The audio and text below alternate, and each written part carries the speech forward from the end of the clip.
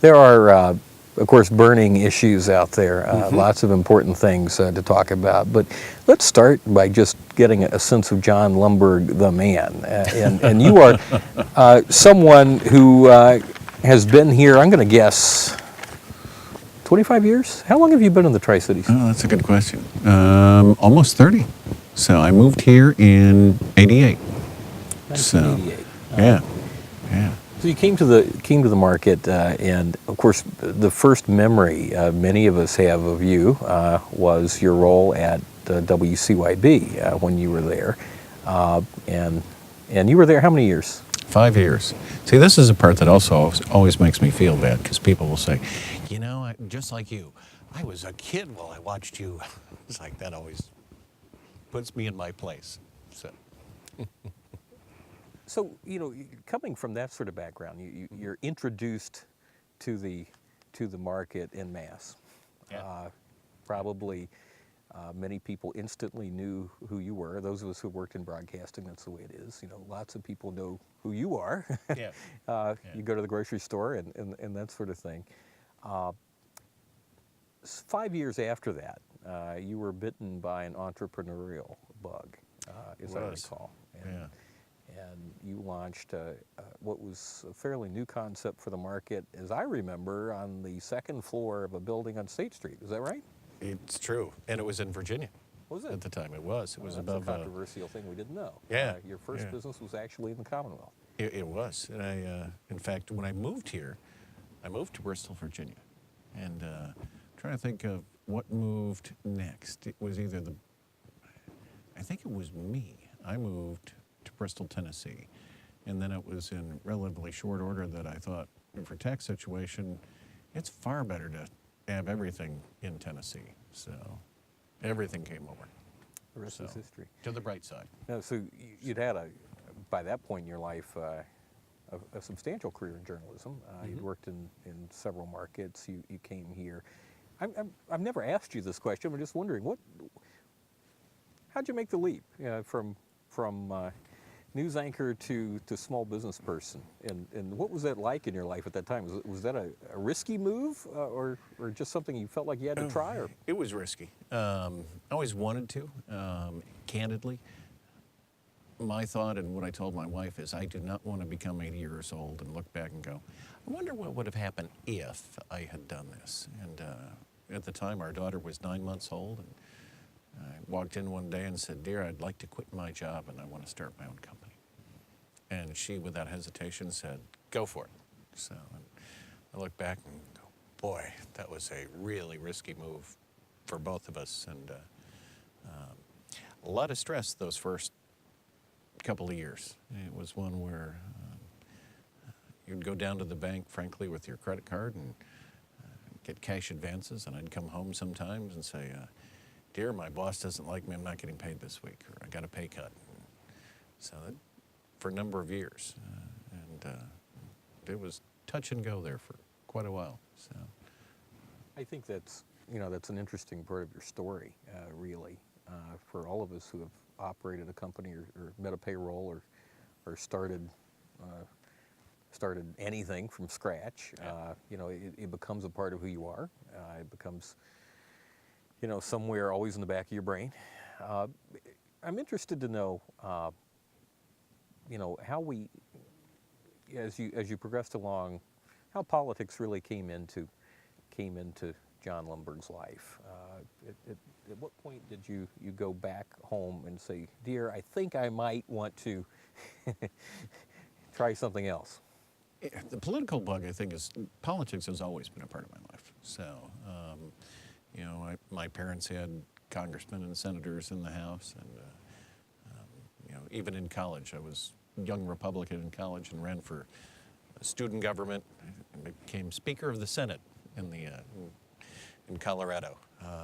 And here, I had watched state politics, and obviously took Steve Godsey's spot in the House 11 years ago now. Helped Steve out in his first campaign, and along the way in watching, said, I really want to get involved. And, after talking about it for a long time, and when Steve went out and talked to my kids and my wife, and after about a week, they said, just stop talking about it and go do it, Dad.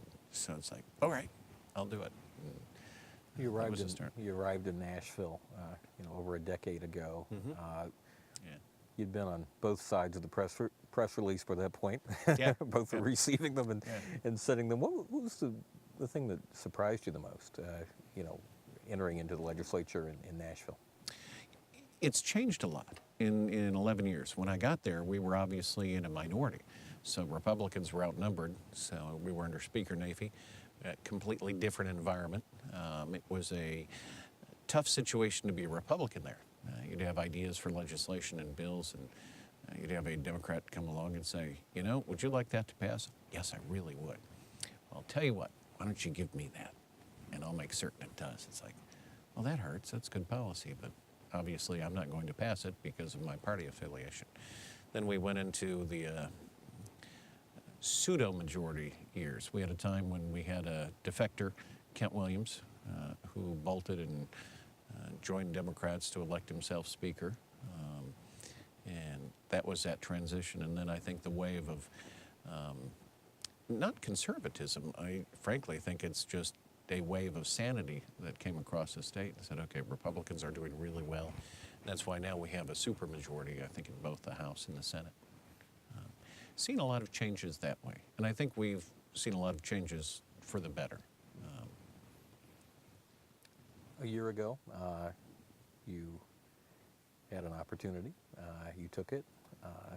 State Senator Ron Ramsey, who was also at the time Lieutenant Governor of the state of Tennessee, announces his retirement.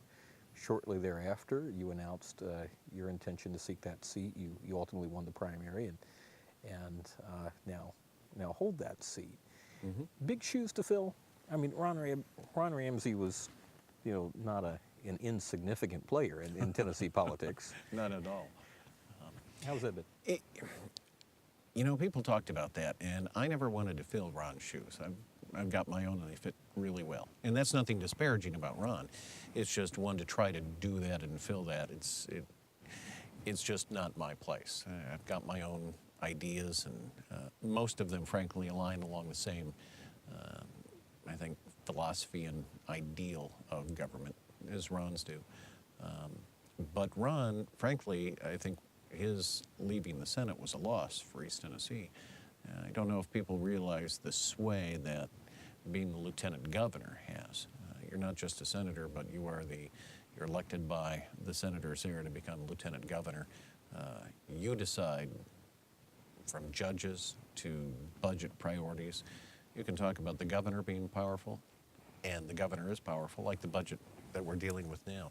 The governor proposes one, but the legislature disposes that, decides how that money's going to be spent. And the lieutenant governor has an amazingly strong sway in that. Now, Tennessee, like a number of other states, has a requirement that the budget be balanced. Mm-hmm. You're going back, I assume, to wrap up that process. Yes. In a few days. How's that going to play out, do you think? In what way? Still a number of issues, I think, to be resolved in the budget to get it under wraps. I mean, how quickly do you think it'll come together? And I think it'll come together quickly now. The House, I think, had some significant issues last week with it, especially Thursday. There were some floor fights, and I don't mean physical fights, obviously verbal, where they took that balanced budget and decided to add another $400 million to it and put it significantly out of kilter. They went back in Friday, passed, I think, a version of the governor's budget that looks pretty strong.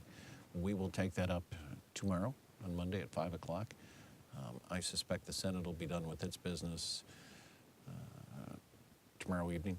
So, and Tuesday, if we have differences, obviously we'll go and have a conference committee and iron those out. All goes well, we'll be back on Wednesday. But I'll tell you, it's interesting. We have one constitutional obligation as members of the General Assembly, House and Senate. That's to pass a budget and a balanced budget.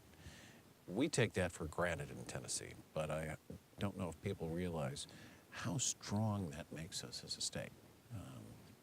Don't all of us right now wish we had a balanced budget with the federal government. I couldn't tell you what position we'd be in nationally. Other states, and I look at them and go, wow, you've got billions of dollars in road debt, and you're trying to pay off bonds for that. And, you know, we have a balanced budget. Our roads are paid for. We have AAA bond ratings from all the major bond agencies. We have a pension fund that's fully funded. We're in pretty good shape. I'm not saying everything's perfect. Obviously, we have some issues in the state from the opioid drug problem, things of that nature, but we've really got the system down right. Let's talk about the federal government for a minute. You brought up the federal government, and one of the realities of a budget are the obligations that seem to find their way from Washington into the states. Mm-hmm. We're in a period now, of course, and let's start with healthcare. Mm-hmm. Of course, Congress, the House has passed the president's and the leadership's idea of healthcare reform, repeal and replace. It's made its way to the Senate. We'll see how it comes down. But it would seem that Tennessee, like other states, is headed for some decisions at some point, from at least a managerial standpoint. What healthcare will look like, how high-risk pools will exist to be managed and funded, and that sort of thing. What's the buzz in Nashville right now? Not only in your own party, but in general, about what's going on in Washington. Optimism, fear, what? I'll take that two ways. One, optimistic when you talk about health care. Concern on Washington for just about everything else. But really optimism on health care, because in Tennessee, obviously we didn't expand Medicaid. And we were concerned on the strings that were attached to that, which were significant. But I think the way that they're talking about, again, we haven't seen anything concrete, but if they block grant that money to the states and say, okay, you decide what are the minimums for a health insurance policy, that gives us the ability to do a lot of good. So, and I think we've learned lessons, and as long as we remember our history, because in Tennessee we have TennCare. And if you remember, not that long ago, 8 years ago, we cut 150,000 people off of that because our budget had just ballooned, and it was unsustainable for the state. And we had that policy in place with TennCare, and we had people moving into Tennessee just because of that. Right. So it made it difficult, virtually impossible. What do you hear? As you're out interacting with folks right now, sticking with healthcare. What are people expressing to you as their concern? What are the stories that are being related to you? Of course, pre-existing conditions, that's being talked about a lot. Mm-hmm. Certainly, a case has been made for repeal and replace. Sure. Congressman Rowe from East Tennessee has been a strong proponent of that. Congressman Griffith from over in Southwest Virginia also. But as they say in politics, the devil is always in the details. Yeah. So what are you hearing locally, just as you interact with other small business owners, constituents, and that sort of thing? Well, we put it that way. The concern is, and I'll say it also with taking off my political hat and putting on my business hat. In our company, we pay 100% of health care for our employees. We have had significant increases in that. I'm not alone. I don't know any business owner that hasn't had significant increases in health care. That's a real concern. When you get into business, when I got into business, I didn't expect to spend a lot of time worrying about health care and shopping policies and trying to figure out what was a product that was good for employees, but also that wouldn't bust the bank. So, and so that's, for businesses, that's a real concern. That's a really strong concern. That's more. And on the truly hyper-local level, when you talk about healthcare, I think I've heard more about the Wellmont Mountain States merger and what could happen, what should happen. and when is it going to happen, and what's the problem with it? So more than anything. Let's talk about the economy for a minute. The unemployment figures for the counties in East Tennessee, and particularly with what makes up the corpus of your district, the numbers are okay. Many people there are still wondering, when did the recession end again? Exactly. Wages and wage growth aren't what many people would like to see them be. Right. What are you seeing in terms of economic growth in this area? And what do you think is reasonable to foresee on the horizon? I think we've had a change in that. I think we weathered the recession much better than so many other areas, not just in the state, but I'm talking about in the country. And I think we're blessed in this area, because you look at other cities, and when 2008 hit, it just wiped out families and communities horribly. Obviously, we took a downturn, but not the significant one so many others. We weathered that. When you look at the kind of economy we have, I think, in Northeast Tennessee, it's one of those, when the national economy is booming, we're doing well. So if it's busting, we're not doing as well, but we're not busting like the national economy is, because I think our economy is based on, frankly, a lot of smaller businesses that are around that do things.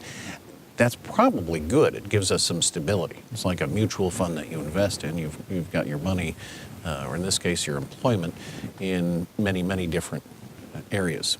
Obviously, in our area, you would say, well, what are the bigger employers? Eastman, a huge employer in our area, and they're very stable and made a recommitment. Healthcare, education. And as far as the future, I think in Tennessee, what we've done with, look at the Tennessee Promise and the Hope Scholarship and things that we've done lately, and that's significant. Those are investments that will not pay off in 6 months or a year. But if you look out and go, let's say 5 years, what does that do? You've taken generations of people who before said, college is unattainable for me. My family, no one in my family's ever gone. I can't afford it. And suddenly you can have 2 years of free education. And even if you dropped out and left 10 years ago now, you can go back. And that's amazing. And I think you're seeing companies and industries go, Tennessee is a really interesting place. This isn't Northeast Tennessee, but if you look at the change in dynamics in manufacturing, we used to talk about Detroit being the center for auto manufacturing. We now have General Motors in Tennessee. We have Nissan in Tennessee. Huge investment by Volkswagen in Tennessee. And that's changed a great deal. And it's just not manufacturing, it's technology that's come in. So those are good things. And you're right, if you look in this area, we do have some changes, obviously. In my area, I think Mountain City and Johnson County have some needs when it comes to education. I think those are, some of their concerns are getting a TCAT, a Tennessee College of Applied Technology. And the folks that are in those programs, frankly, graduate and come out with really high-paying jobs there's a waiting list for those folks. I want to talk about Bristol for just a moment. Bristol, of course, is a significant part of your district. Yep. Retail development in Bristol has been a big topic now for at least the past couple of years. Yeah. From the outside looking in, it almost seems like these days Bristol, Tennessee's gain is Bristol, Virginia's loss. Yeah. Now, of course, you're located here in the city. The city has dealt with similar issues for many years. How are the local governments solving that? Because obviously these days, whether we're looking at the Pinnacle or a few exits up the road, there's competition, and that's real dollars and significant impacts to city budgets and things like that. Talk to me about efforts, if there are any, to really try to, buy into a rising tide lifts all boats kind of idea when you have two different state lines involved there. Yeah, the state line is a blessing and a curse. If you look at retail development, like you talked about in Bristol, Tennessee, the Pinnacle, it was started with legislation that laid the groundwork. It's basically a very large TIF in some areas, in some ways, that encouraged that development, because that was never going to happen without some other mechanism doing that. When that occurred in Bristol, Virginia, obviously decided, well, they're gonna try the same thing when they had. I don't think they had the resources, and obviously the developers to do that at the time. I will tell you, in my personal opinion, I think it's very bad if Bristol, Virginia loses, because there are two states, but it is one town. So if one town suffers, the other side does. And I truly, when you talk about regionalism, I really believe in it. So if something bad happens in Bristol, Tennessee, or Kingsport, or Johnson City, it's going to have an impact across the board. Obviously, the debt load that Bristol, Virginia has taken on is substantial. And I hope they can get through that. As far as the communications and what's really happening, I can tell you, in my state counterpart, I talked with Israel O'Quinn and Delegate Todd Pillion, but I don't have a lot of discussions with the City Council for Bristol, Virginia, so I don't have firsthand knowledge of whatever they might need. One other thing, and then we'll move on to the topic that most people probably want to hear you talk about, which is the gas tax. And we Didn't see that one coming. We really. will get to that in a moment and give it its due. Exide. Yeah. That's an issue that bubbled up very quickly and seemingly went away very quickly recently here in Bristol. What insight do you have into that?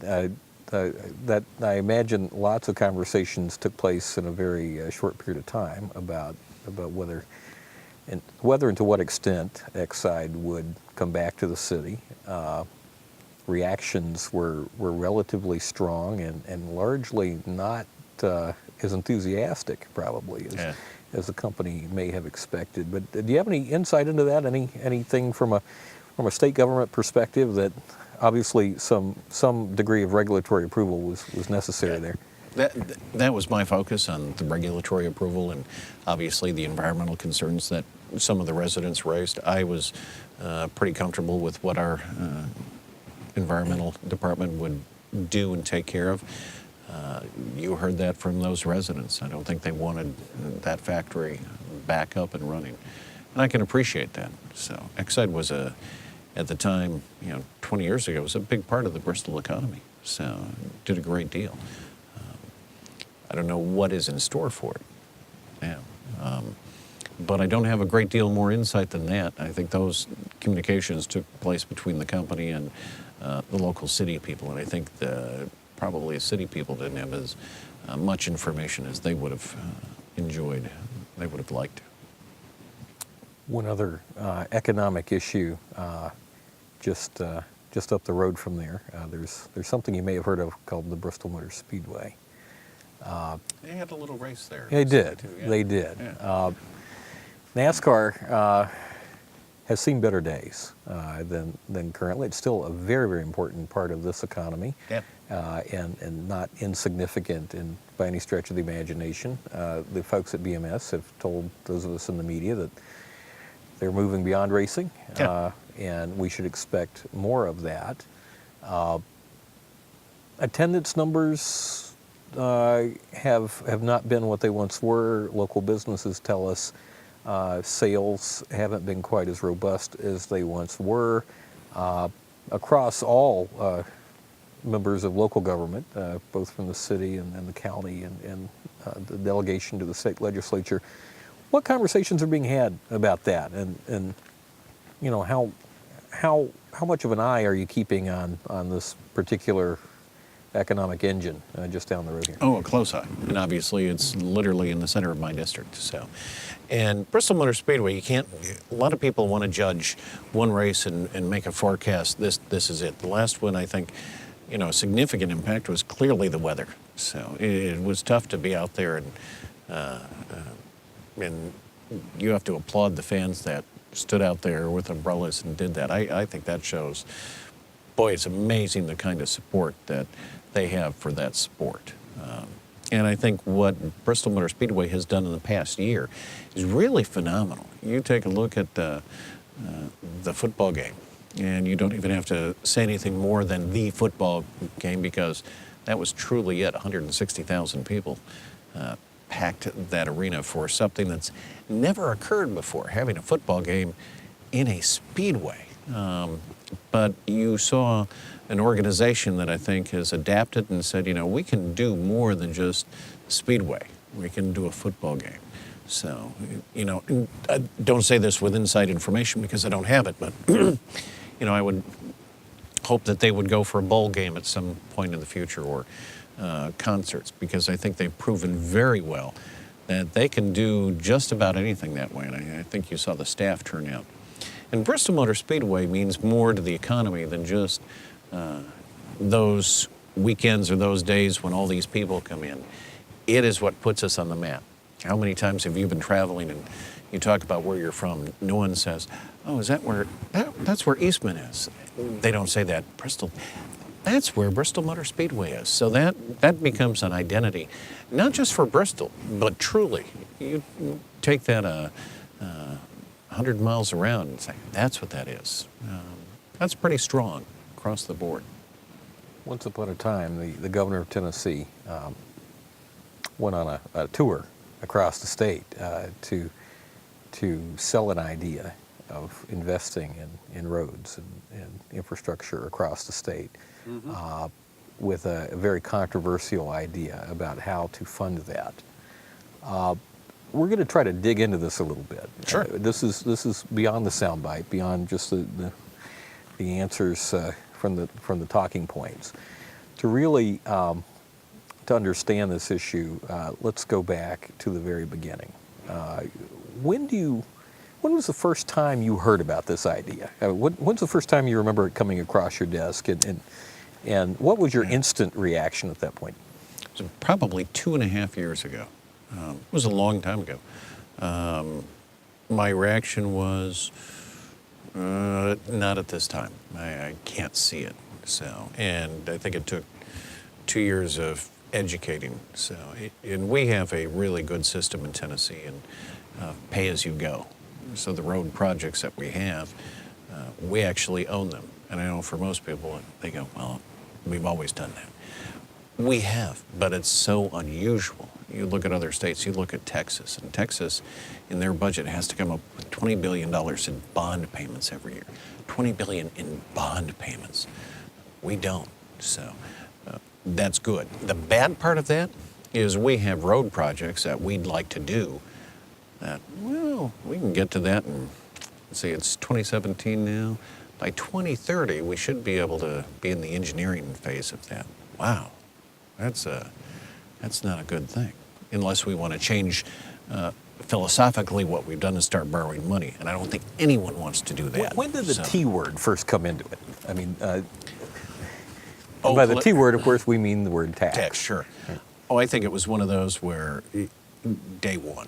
So everyone knew that however you want to politically say will generate fees or revenue some way, but it's a tax. Revenue, however you want to term it, it's a tax, and everyone knew you're not just going to suddenly spend billions of dollars and start building roads without some kind of a tax. So, or if you want to call it a fee, whatever, apples and apples.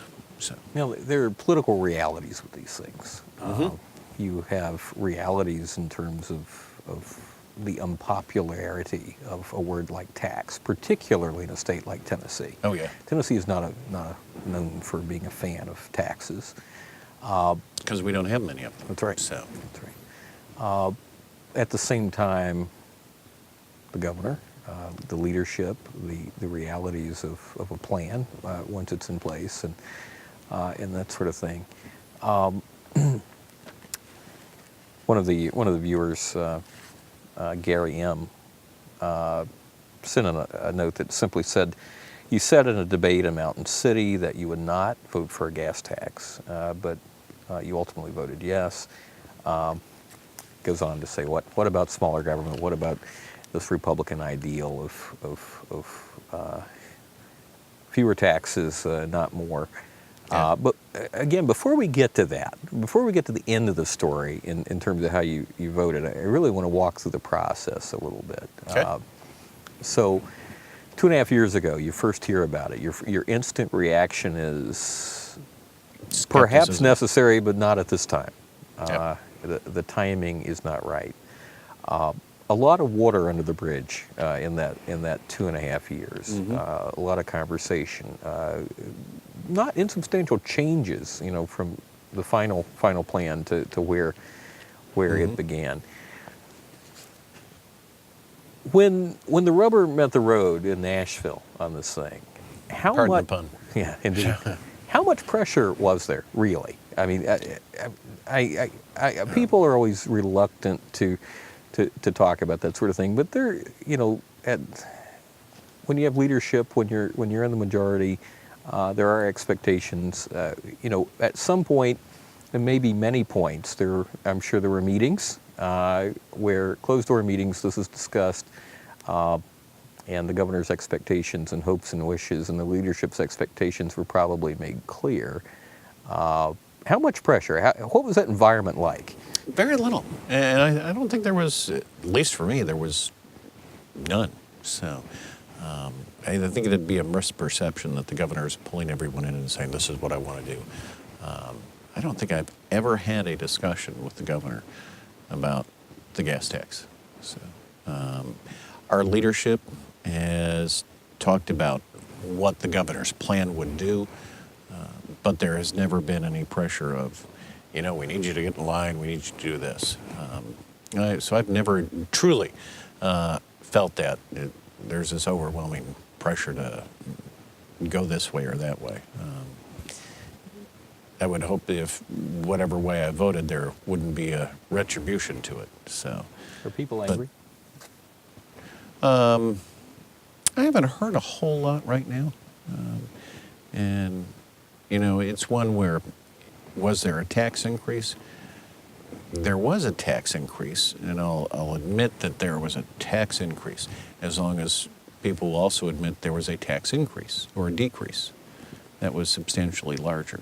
So it's tough because gas tax gets all the attention. It's a branding, it's a communication thing that is communicated. It's a tax hike. How do you do that when you've got $2 billion in additional revenue?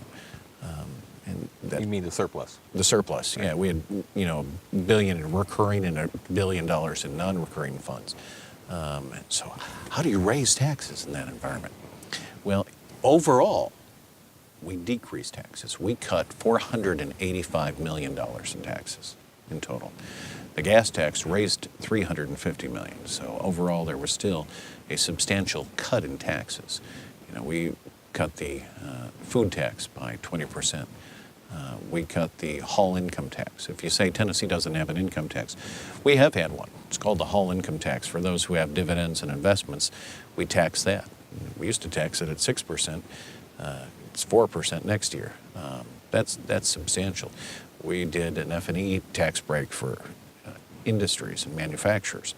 What does that do? That encourages businesses to come in.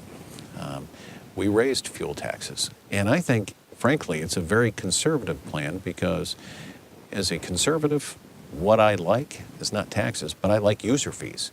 If you use something, you should pay for it. So when you go into the grocery store and you buy a loaf of bread, should that pay for your roads?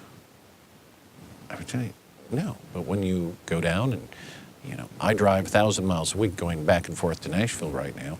I use the roads probably more than most people around here.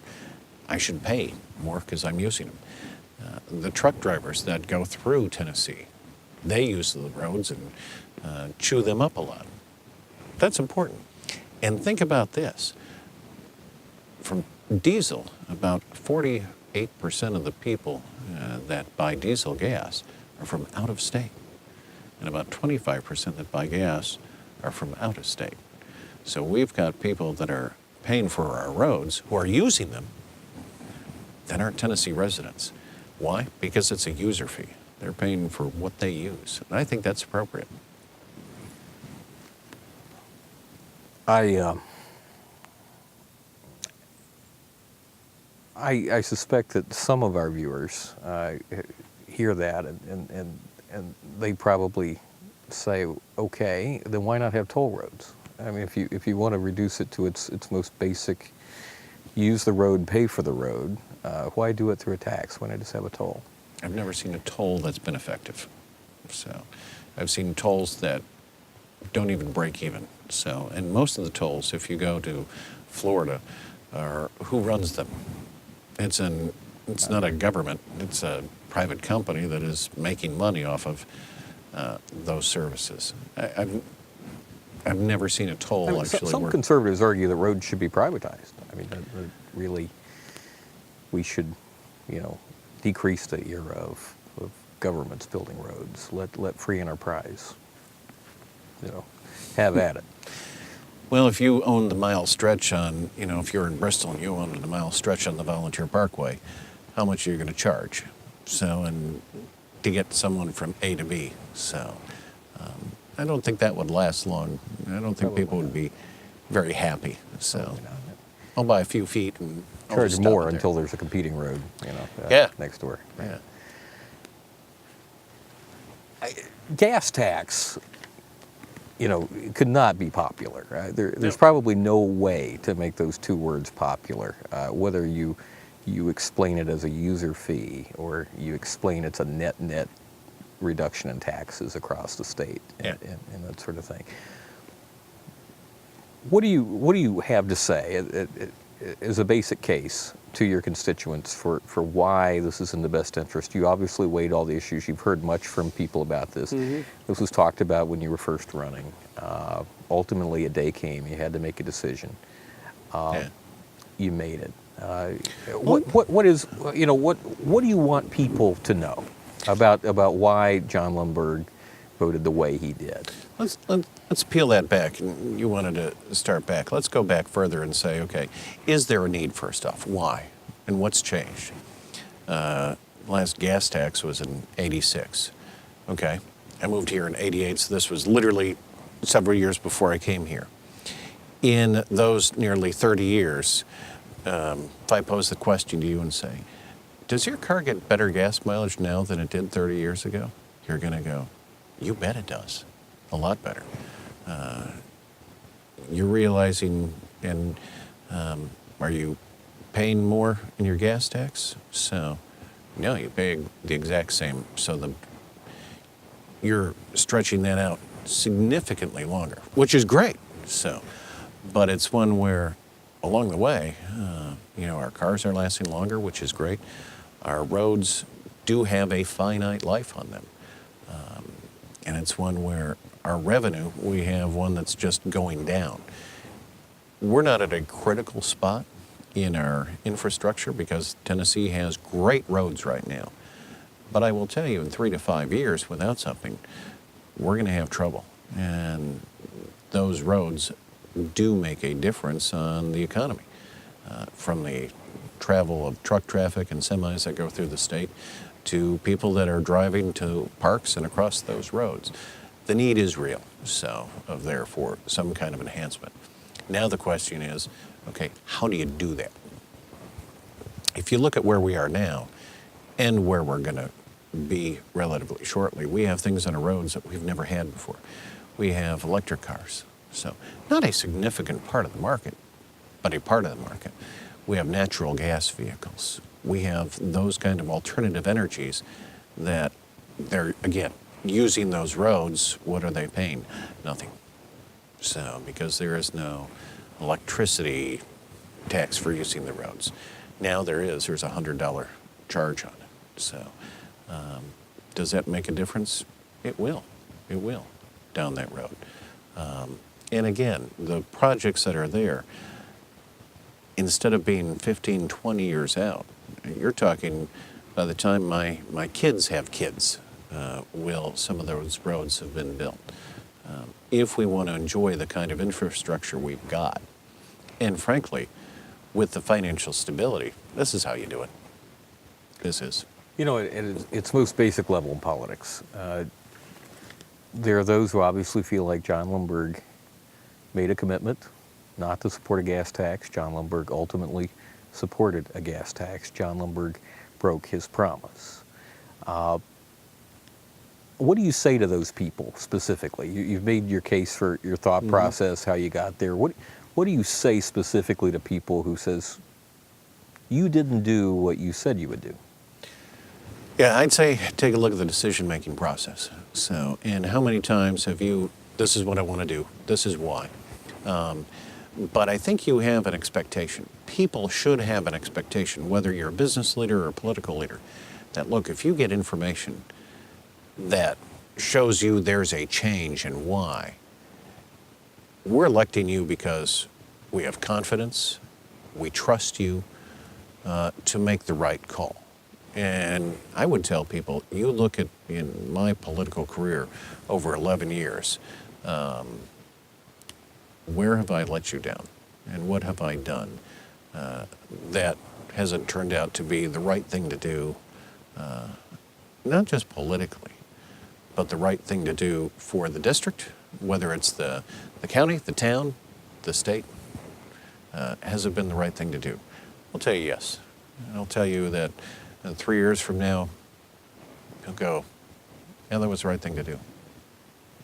Let's shift gears for a moment, away from the gas tax. Let's talk about guns. Tennessee legislature, as I understand it, has passed legislation, the silencer bill. Yeah. It's gone by different titles and that sort of thing.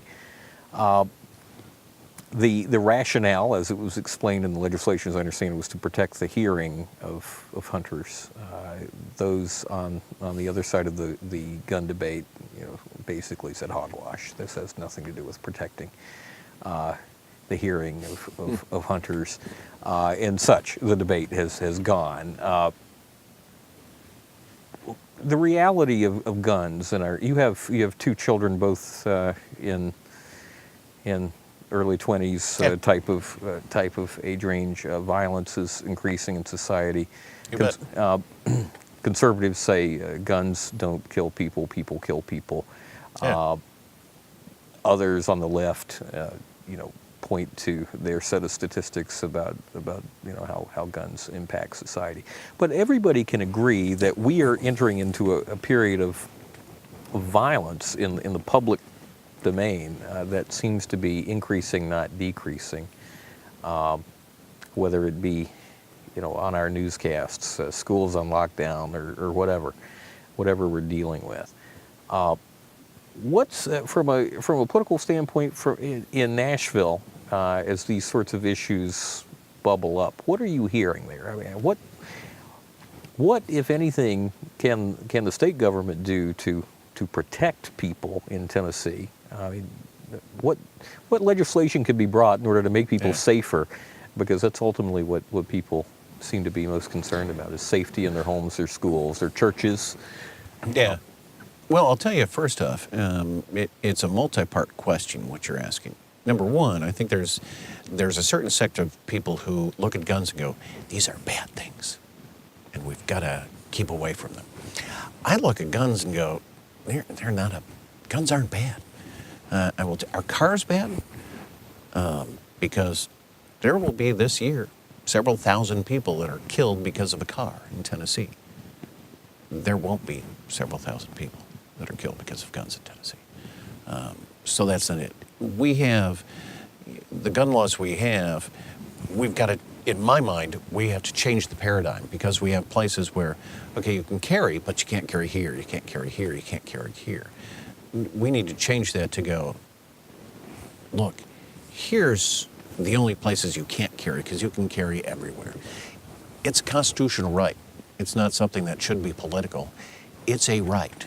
So I think guns, frankly, provide more safeguards. I remember having a conversation with the then mayor of Bristol, Tennessee, who literally stopped me on the street one day and said, John, we banned guns in Steel Creek Park. Aren't you excited? those people there won't be guns there anymore. I said, Mayor, that's ridiculous. You didn't ban guns. You just kept me, who has a permit, from carrying a weapon there for safety. You kept my wife from carrying a gun in the park. No, there are no guns in the park. Sure, the bad guys will have guns now in the park because they don't care. But when you level that playing field, that changes the dynamics. That doesn't make us less safe. That makes us more safe. I truly believe that. And then there's a group of people, and I have no doubt a group of people listening that are fearful of guns. Don't be. I would tell them, spend some time around people who own guns. Go to Shooter's Edge. Go to the Jacobs Creek Job Corps. Go somewhere where you can shoot and see the kind of care that goes into it. The silencer, whether it's for, if you've ever shot and you forget your hearing protection, I will tell you, I've wanted to have a silencer because I've taken the shell casings and put them in my ears before to keep the noise down. But it's also one of those, it's fun. It's fun to shoot. So, whether it's targets, whether it's cans, whatever, I'd like to shoot with a silencer. Why? I think it'd be fun. So, it's part of enjoying it. Fair enough. Opioids. You mentioned the opioid epidemic earlier. Yeah. This is not just a Tennessee problem. This is not just a Central Appalachia problem. This is a problem that is sweeping the country. You mentioned the budget. The budget's about to be passed. Is there money in there, or how are we funding solutions to this problem in Tennessee? I'd like to say we have the solution. The budget includes several hundred more officers. So for that, it includes, I think, $30 million more for treatment. But also have to be candid and completely honest. Will that change that dynamic? It'll help. Will it change it? No. So, and I think everyone looks for what is it that's going to suddenly turn this. You're going to flip this switch and this is going to change it all. We've got to change the culture. So I am concerned that much more of this, it becomes generational. Whether it's opioids, whether it's, frankly, in this region, opioids are starting to become replaced with heroin because it's coming in. It's inexpensive, it's cheaper, and that's a concern. Where do you go? And I think it's time to go back, and families need to step up and do what they can. Right now, the interesting statistic is of opioid abusers, 60% get their opioids from family members, whether it's a brother, sister, grandmother, grandfather, whomever. That's significant. We need to step up. And that problem isn't just breaking down families, but I'll tell you, it's especially in counties, not far away from here. There are people that would like to be employed. They can't be because they can't pass a drug test. You're talking about people who, if you can't get a job because you're on drugs, that just keeps that continuing. It's going to be a multi-point solution, and I think it's going to change every year. Because when it's not this, when it's, a few years ago, we had bath salts that were a huge issue here, and people were dying from that. And it switched over, in many ways, to opioids. Will it go to heroin, and will it go to whatever the next one is? We've got to do everything we can to stop that, but also people need to realize that, look, you're not only doing damage to yourself, but your children and the future. And if you've ever gone to the hospital, I'll tell you it's tragic to go in and see the NAS babies, and you see a little baby that is shaking uncontrollably because they were born addicted. I don't think there's anything more moving. Marijuana, state by state by state. Whether we're talking medical marijuana, we're talking commercialization of marijuana, that will become a significant issue at some point, probably Okay. in Tennessee. Are you on record about that at this point? Not a fan. I don't think it's done. I've heard people say, well, is it medically useful? I'm not a doctor, I can't tell you. But I think we need to understand that most of the people who say, I think we should have medical marijuana. Well, we passed several years ago cannabis oil that can be used for people who have epilepsy, paralysis, and things. And that was going to change everything, and that was the be-all, end-all. There's a lot of people, I think, that just want to smoke pot and do it legally. I get that. Is that a good thing for us? I really don't think so, especially on the, coming off of what we just talked about. So your dad, 2 millennials, where do your kids tend to disagree with you politically? Ooh, good question. I'd have to ask them. We don't talk as much politics as you would think in the household, so that's probably what keeps us relatively happy. So, final moments. What keeps John Lundburg up at night? What are the issues that really, cause you to lose sleep? Concern for areas of the district. As you go around the district, and my district is all of Sullivan County, all of Johnson County, and part of Carter County. And they're really different in the needs. What keeps me up is worrying about from infrastructure that's happening in Sullivan County. Is it right and what's needed? Johnson County, the education, and frankly, getting there. They need not only, like the TCAT we talked about earlier, things we take for granted in Sullivan County and part of Carter County. Broadband, they don't have it like that, so they don't have the ability to start small businesses and do things. Those are am I doing enough? Can you do enough? Those are the things, so. Well, Senator, we certainly thank you for your time today. Thank you to all of you who have viewed this webcast today. There's another one coming up on Wednesday night, 7 o'clock. Bristol, Tennessee City Council candidate Brian Boyd will be on the next Conversation Starter. Certainly, we appreciate your likes and shares of this webisode. We will stay tuned, Senator, for the remaining days of the session, and hopefully we'll see you back here soon. Sounds great. The budget will be over, and for all of you listening, thank you, and have a pleasant evening.